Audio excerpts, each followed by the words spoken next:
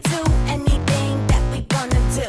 Long as you got me and I know I got you, we a team. No in between. So I know that you had reached out to me, when I put out to the group, who wants to be interviewed? Right. Not a lot of people are just standing up to do that. You reached out and said you wanted to meet with me, sit down with me. Why? Besides doing my healthcare PR work, about a year ago, I became a cancer patient advocate. I'm a breast cancer survivor, and I live with a blood cancer. Thankfully, both well managed. Ironically, in the timing of this interview, next week, I'm having a mastectomy for DCIS. It's ductal carcinoma in situ. It's 0-stage cancer. It's in your milk ducts, which I assume means cancer cells that are non-invasive, but you need surgery. It's sort of come full circle. Did I think after 26 years I'd be back facing any form of it? No. But I have learned that sharing my story helps others. Absolutely. And having a healthcare background in PR and media relations, there's a lot of crossover. I've worked in oncology for many, many years. Does that make you feel like you've got more tools in the tool shed, or does it make you more afraid? I think a little bit of both. It's not that I'm more afraid, because if I learned anything, I learned that you are not a statistic. Everybody talk about statistics, for survival, overall survival, and this and that. You're not a statistic. And that's that's an important message, I think, that everyone needs to know. Yes, there are studies, there are statistics, but you are an individual. Absolutely. So at what age were you diagnosed? Let's see. My son was turning 2. I had him at 35. I was, I guess, 37. Okay. And what type of cancer was it? Stage 2, which required a mastectomy, and I chose for reconstruction. A lot of people don't anymore, but... So you had a double mastectomy? I had just the one. It was not necessarily recommended, encouraged, and I understand that. I'm not sorry that didn't happen. Let's face it, there is something to be said about sexuality and, of course. And all Your that. breasts are tied to everything, right? And how you appear in clothing. Of course, and such. of course. So I have the option of a lumpectomy versus mastectomy. Right. But my attitude is, I'm not going to mess around. I have a family history. I have genetic markers. I got to tell you something. And again, this is now at 63. And I can't say what I would do, but just from what I have experienced from other women, I think that I would just do both. I would just be done because, of the chance of it coming back. Oftentimes people will say, if I had a lumpectomy and then my breasts are not symmetrical, I might as well, but again, this isn't about cosmetics, but it's also a matter of not having to think about it. When you're 37 years old and you've got a 2-year-old, it is a different thing. In speaking to a couple of different women, actually, for part of the series, that initial reaction of I need to be alive for my kid. It's like this mama bear thing that comes up. Sadly, my mother had just passed soon after I was diagnosed. So I was mourning her rather than myself. Right. The grief, I would go to work because I never stopped working. Some people say, oh, you take time off. I never stopped. No, of course not. I'd go to chemo and then I'd go to work. And you had a 2-year-old. If there was anybody that I could have used during that time period, it was my mother. Right. And my therapist became that person that I could talk to in that way. I was very private. Only a few people knew initially. I mean, obviously my office knew because of my schedule and such. Would you do it differently? I don't think I would have and that's why with the CML, the blood cancer, I kept that a secret. I was diagnosed 14 years ago till a year ago. I never was going to tell anyone because I was concerned about job discrimination. I mean, that's ironic. There's age discrimination. Of course, right. Eventually, through work, sometimes we would be working on breast cancer. And then I would raise my hand and say, from my perspective, from the patient, what I knew and what I believed. No, I just wonder, because they talk sometimes about support and community, but I also know that people say the stupidest things to you. I mean, I remember going through infertility, the stuff that would come out of people's mouths that almost made it like my fault, doom and gloom, you're diagnosed at 37 with breast cancer, and then it's all of a sudden, oh, my cousin just died of breast cancer, this is not helpful, not helpful, thank you, not helpful. Who were the people that showed up for you, and did they show up for you in a different way? People asked how I was. Even for years later, I still have a very dear friend, how's your health? Those words how's your health? Fine, how's yours? I mean, there's something about it. I know.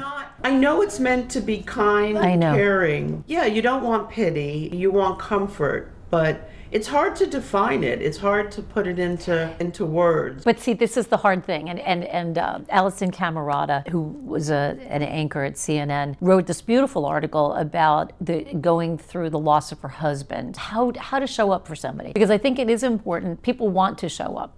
The reason why I'm asking you this is that I had a heart attack a year ago, and people do the same thing. How are you feeling? And I'm like, I've never been better. Right, right. Any day above ground is a good day for me, right? But I know that you're coming from a good place. They know I went through something traumatic, and you obviously at the same time, but it's like this kind of catch-22. What do you find helpful? Best to say, I'm just thinking about you? Sending prayers, people will say, people that know me through networking and through my work, like, you're a rock star, and I know Right. your recovery is gonna go great, and we're thinking of you, and that helped. The thinking of you helps, and checking in helps. Right. As you also know, it's similar, sadly, when someone passes away. They're there when it happens, and then they vanish. Right. That happens with a lot of people. Right. Like they're there to say, thinking of you, and then a month later, Right. it would be nice to check in. And I think this has come up before, where people say, let me know if there's anything I can do for you. Right. And that's A trick question. right. Well, this is what Alison says. She says, just do it. Exactly. I'm in grief. I'm overwhelmed. I can't now just come up with something for you to do. Right. My husband has Parkinson's. He's mobile and all that, but he can't carry things. Like, I can't ask my husband. Right. To do those kind of things. So how are you finding with going through your own health, surgery now, making sure your husband's okay, and working? How are you finding that? I try and live my life with a sense of humor. I really try and find the joy and the laughter in life. I know that sounds corny. My father, may he rest in peace, I'd come visit and say, you look good. I said, oh, thanks. And he's like, stress agrees with you. I mean, it's a Right. funny thing, but Right. I still believe in getting dressed every day, putting on makeup. I love that, want to look my best, feel my best. I love being around people. I've always been very outgoing and a big networker and connector. You deal with it as it comes, and it's not easy, but nothing's easy, right? Right, right. And like you were saying earlier, you find where you can find comfort, where you can find support. And if it's a therapist, which is something I believe in, if it's a rabbi or a pastor, your old college buddy, whatever it is, whatever it takes, I think it's important to have someone, to talk to. So that's your stress management. Basically. Right. And I like to shop, which is Right. a bad habit. And it may not be the smartest financial move. And scrolling too is fun, on watching little memes and videos, things that make you laugh. I mean, I think my kids sort of taught me that one. Like, the two brothers were always sending Right. each other these silly little things. Speaking about your sons, because you've got somebody obviously that 27, did you say? And then 19. And then 19. So just newly in college. And the age difference is because I always wanted a second child. But you had the breast cancer with the 37. At 37. Right. And Was on tamoxifen for 5 years. And they knew all along, my breast surgeon, my breast oncologist, I wanted another child. I was Right. hell-bent Right. on that. Right. And I feel like Alistair is my miracle child. how have they kind of processed the health issues that are? Exactly as I imagined when I had to, I kept breast cancer and CML from both of them for a very long time. Even when immediate family knew about the breast cancer, they didn't know. I knew exactly what was going to happen when I told my younger son about the DCIS. He was so funny. He was like, okay. Because I said it exactly as I described it to you, and it's not cancer, but I have to have surgery. Do you have any questions? No. But I don't really understand. And my older son, when I told him he was leaving for India to go to a friend's wedding, I said my whole piece, and he said, okay, you sound like you have it, Got it together. you have it together. Yeah. You sound positive and upbeat. And I said, yeah, I am actually, because it's all good news. It's the best case scenario. And, you just need to know, that's all. Right.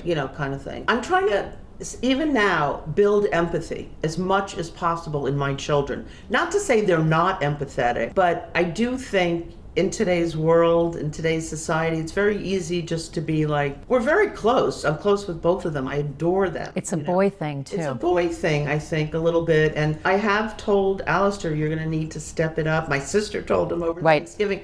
Yeah. And you know what? That's a very good idea, because I think it's not necessarily a good idea for it to come from you, but I think it's a great idea that your sister say something, that somebody, and then give them tools. My kids, when I went through the heart attack, I was in the Netherlands and my girls had to show up, and they have said afterwards that they were really upset that family members didn't come, and that they said, well, we were there by ourselves and we've never gone through this. And I said, you know what, but you did it, and you showed up, and you were the people that I wanted there the most.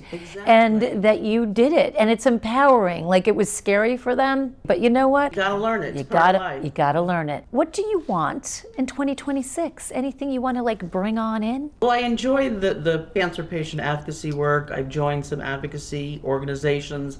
I would like to speak more at meetings and share my story and help others. It's a fairly new thing for me. I had this epiphany a year ago. I was at this intimate conference, and that's when I decided that I could talk as well about my experience. Thank you for joining me and being here. I'm all sweaty now that I've been sticking my...